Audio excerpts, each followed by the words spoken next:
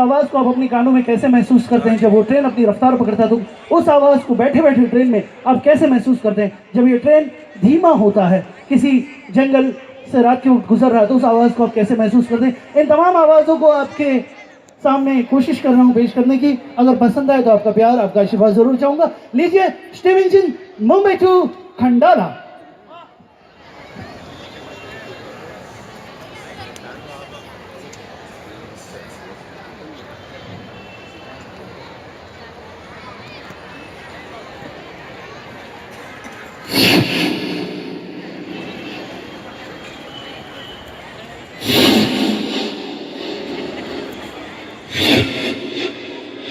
Yeah.